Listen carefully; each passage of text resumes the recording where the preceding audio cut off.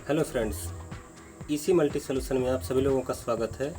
और यहाँ पर आप देख सकते हैं उत्तर प्रदेश राज्य विद्युत उत्पादन निगम लिमिटेड। यहाँ पर क्या है, आप लोगों को एक खबर सुनने को मिलेगी UPRVNL से, जो कि बहुत बड़ी खबर है। अगर आप बीटेक होल्डर हैं, डिप्लोमा होल्डर हैं बिना ITI के, तो ये वीडियो आप छोड़ सकते हैं। और ITI वाले भी ये वीडियो छोड़ सकते हैं अगर आप मैकेनिकल, इलेक्ट्रिकल और इंस्ट्रूमेंटेशन से नहीं है तो।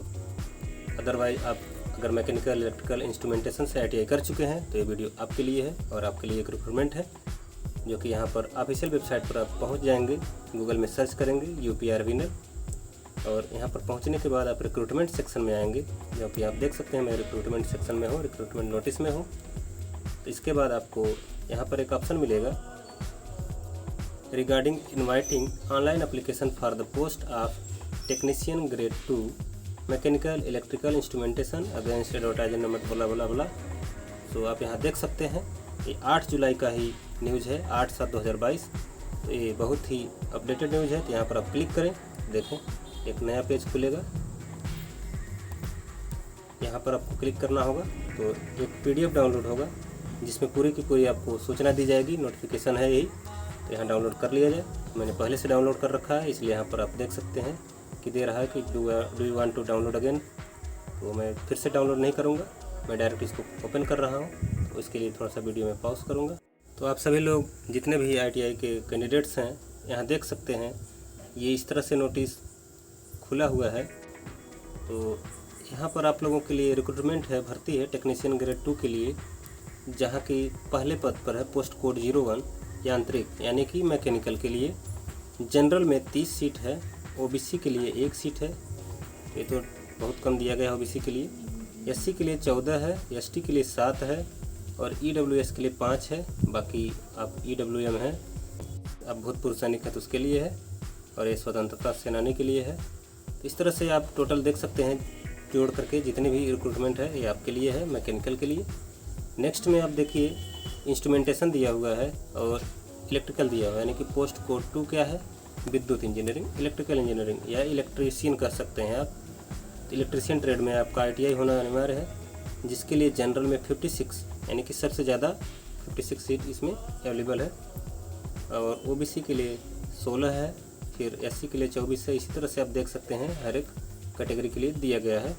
और इंस्ट्रूमेंटेशन में आप देखिए यहाँ पर जनरल के लिए 0, कोई भी सीट नहीं है। OBC के लिए 5 है, बाकी अन्य आप ऐसे देख सकते हैं कितने कितने हैं। तो ये रहा आपका रिक्रूटमेंट का डिटेल, जो कि सीट वाइज है। और इसमें क्या दिया है यहाँ आप पढ़ सकते हैं, उपरोक्त रिक्तियों की संख्या आवश्यकता अनुसार घटाने बढ़ाने का अधिकार उत्तर प्रदेश राज्य विद्युत उत्पादन निगम लिमिटेड के पास सुरक्षित है। तो यहाँ पर अगला देखिए पॉइंट दिया हुआ है, उक्त पदों पर जो है भर्ती जो है केवल UP के निवासियों के लिए मान्य है। अगर आप उत्तर प्रदेश के बाहर के निवासी हैं तो आप जनरल सीट पर, यानी कि UR सीट पर आप फाइट कर सकते हैं। UR जनरल सीट पर आप फॉर्म अप्लाई कर सकते हैं और परीक्षा दे सकते हैं, नौकरी भी कर सकते हैं। उपरोक्त पद पर चयन की व्यवस्था निगम की तापीय परियोजनाओं के निगम की आवश्यकता अनुसार पाली में कार्य करना होगा। तो इस चयन होने के बाद आप UPRVNL के जो आवश्यकता रहेगा उसी के अनुसार उसके शिफ्ट में आपको काम करना पड़ेगा। हो सकता है 3 शिफ्ट में काम करा रहे हों, तो आपको शिफ्ट वाइज भी ड्यूटी करना पड़ सकता है। इन्होंने ऐसा एक यहाँ पर दिया हुआ है। नेक्स्ट आप देख सकते हैं,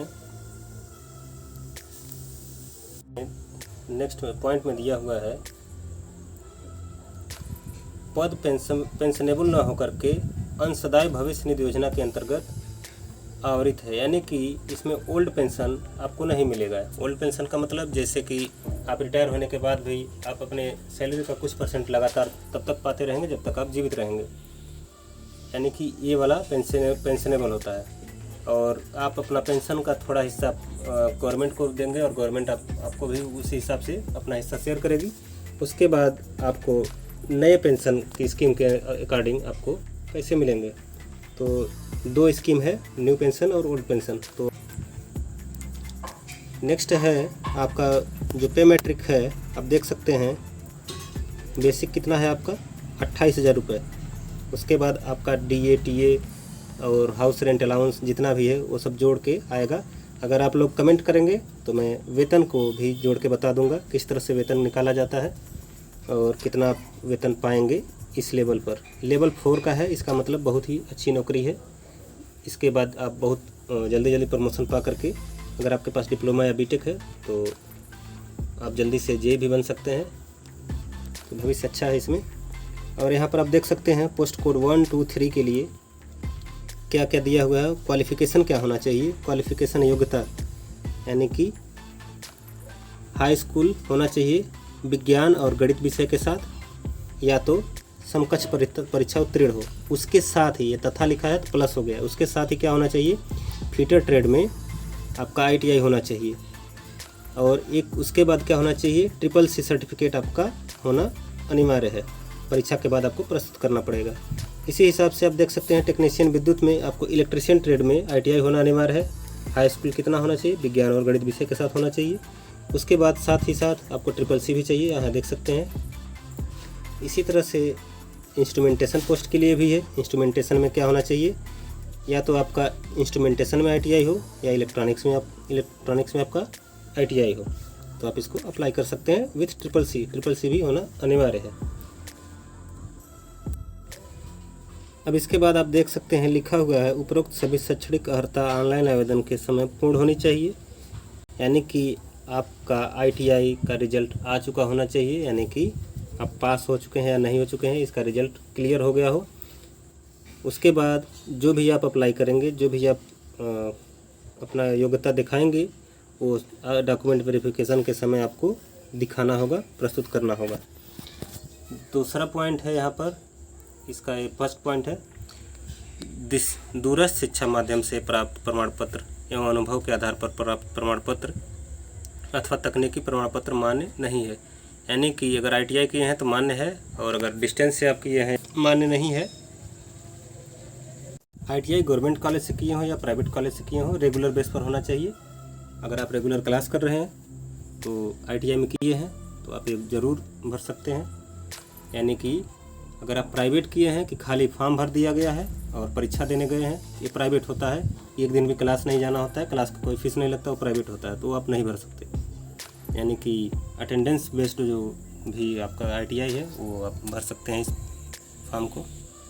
नेक्स्ट पॉइंट में दिया हुआ है, पॉइंट नंबर 2 में, दूरस्थ शिक्षा से प्राप्त हाई स्कूल प्रमाण पत्र मान्य नहीं है। हाई स्कूल अगर आप प्राइवेट किए हैं यानी कि डिस्टेंस से किए हैं, कभी क्लास नहीं करने गए हैं, ये भी आपका मान्य नहीं है, फिर आप फॉर्म नहीं अप्लाई कर सकते हैं।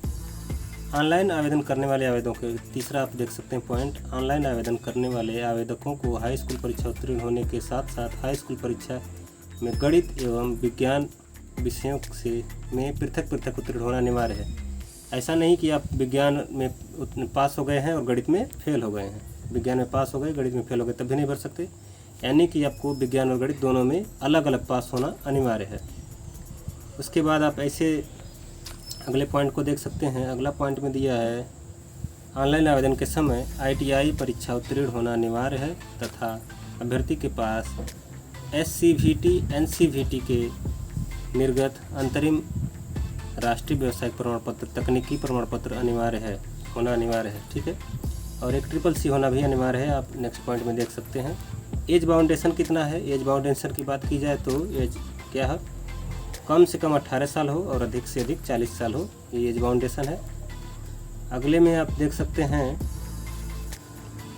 यहाँ पर जो रिजर्वेशन है, अगर एज आपका ज़्यादा हो गया है तो उत्तर प्रदेश के अगर मूल निवासी हैं और जाति प्रमाण पत्र है तो अधिकतम आयु सीमा में 5 वर्ष की छूट अनिवार्य है। किसके लिए, SC के लिए, ST के लिए तथा अन्य पिछड़ा वर्ग के लिए, फिर स्वतंत्रता सेनानी के लिए 5 साल की छूट यहाँ पर दी गई है।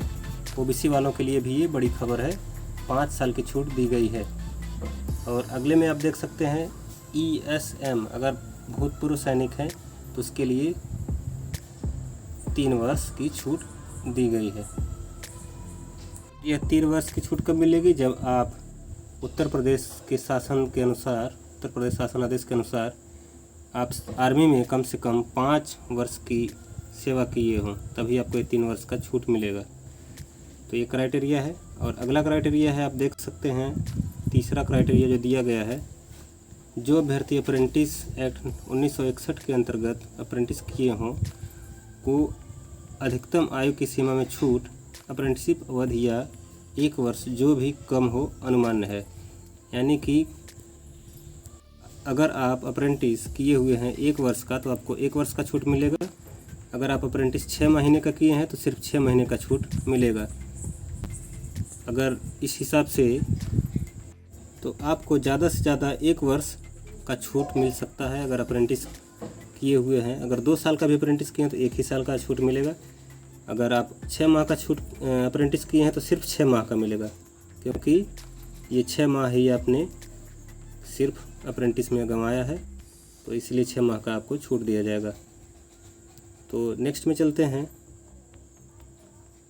अगर कोई भी आपको समस्या आ रही हो तो आप कमेंट करके पूछ सकते हैं कमेंट बॉक्स में, मैं ज़रूर बताऊंगा। और अगर ज़रूरत पड़ा तो एक और वीडियो अपडेट करके आप लोगों को फिर से समझा दूंगा। अगर आप फॉर्म अप्लाई करते हैं तो ये पोस्ट कोड भी आपको याद रखना होगा। और फीस कितने हैं ये देख लीजिए। अनुसूचित जाति, अनुसूचित जनजाति उत्तर प्रदेश के मूल निवासी के लिए 826 रुपये GST के सहित। अन्य श्रेणी में 1180 रुपये GST के सहित। आप यहाँ पर देख सकते हैं पेमेंट किस माध्यम से कर सकते हैं। Net banking, debit card, credit card, जो भी आपके पेमेंट के ऑप्शन हो उससे आप कर सकते हैं, जो भी आपके पास अवेलेबल हो। फॉर्म भरने के लिए जब भी आएगा तो आपको फिर से एक वीडियो बना करके उसके माध्यम से मैं अच्छे से एक्सप्लेन करूँगा और उसको मैं दिखाऊँगा, समझाऊँगा। अभी आप यहाँ देख सकते हैं सिलेबस क्या है उस पर डिस्कस कर लिया जाए थोड़ा सा। यहाँ पर सिलेबस आप देख सकते हैं। सिलेबस के लिए technician grade 2 post code 1, 2 and 3 के लिए दिया गया है। तो यहाँ आप पढ़ सकते हैं। पार्ट 1 में क्या है, 150 प्रश्न रहेंगे, 150 क्वेश्चन। 150 क्वेश्चन किसके, ITI लेवल के, यानी कि ITI के आपके 150 क्वेश्चन रहेंगे। जिस भी ब्रांच से आप हों, मैकेनिकल के हैं तो मैकेनिकल से 150, इलेक्ट्रिकल के हैं या इलेक्ट्रीशियन के हैं या इंस्ट्रूमेंटेशन के, जिस भी ब्रांच के हैं तो ब्रांच से रिलेटेड आपको 150 प्रश्न पूछे जाएंगे। और उसके बाद आपके 50 क्या है, ऑब्जेक्टिव पूछे जाएंगे, किससे related, Hindi, general knowledge, reasoning, इन सभी विषय। तो इस हिसाब से आप देख सकते हैं टोटल 200 मार्क्स होंगे। टोटल कितने होंगे, 200 मार्क्स। और कितने क्वेश्चन रहेंगे, 200 क्वेश्चन, यानी कि 200 प्रश्न के 200 नंबर आपको दिए जाएंगे अगर आप सभी के सभी सही करते हैं। और अगर आप एक भी गलत करते हैं तो हर एक गलत उत्तर पर आपका 1/4 यानी कि 0.25 मार्क्स काट लिया जाएगा। और सही करेंगे तो 1 मार्क्स यानी कि 1 अंक दिया जाएगा। तो ये रहा आपका सिलेबस। और भी अगर आप विशेष सूचना चाहते हैं तो उसको भी मैं बता दूंगा अगले वीडियो में। उसके लिए अभी वीडियो को लाइक करें, शेयर करें, सब्सक्राइब करें और अपनी समस्या को कमेंट बॉक्स में ज़रूर कमेंट करें। यहाँ पर देख सकते हैं नेक्स्ट में क्या दिया है। आप फॉर्म को कब अप्लाई करेंगे, 12 जुलाई, 12 जुलाई से ये रजिस्ट्रेशन स्टार्ट हो जाएगा, फॉर्म भरना स्टार्ट हो जाएगा। और क्लोजिंग डेट क्या है, closing date of online registration. Registration का क्लोजिंग डेट है 5 अगस्त। और फीस पेमेंट का आपका लास्ट डेट है 12 जुलाई से 5 अगस्त तक का आपका ये भी है, यानी कि आप 12 जुलाई से 5 अगस्त तक अप्लाई भी कर सकते हैं, फीस भी पेमेंट कर सकते हैं। तो नेक्स्ट में आप कमेंट करिए और बताइए क्या समस्या है, क्या प्रॉब्लम है, मैं ज़रूर एक्सप्लेन करूँगा। Thank you for watching my channel and all the best for your upcoming examination. आपके आगामी परीक्षाओं के लिए बहुत सारी शुभकामनाएं। तैयारी करते रहें। और अभी बहुत सी जल्दी UPPCL का रिक्रूटमेंट आ सकता है। UPPCL का रिक्रूटमेंट आ सकता है टेक्नीशियन TG2 के लिए, TG2 टेक्नीशियन ग्रेड 2 के लिए। तो आप लोग तैयारी करते रहिए, ज़रूर फ़ायदा मिलेगा, आप ज़रूर सफल होंगे। Thank you.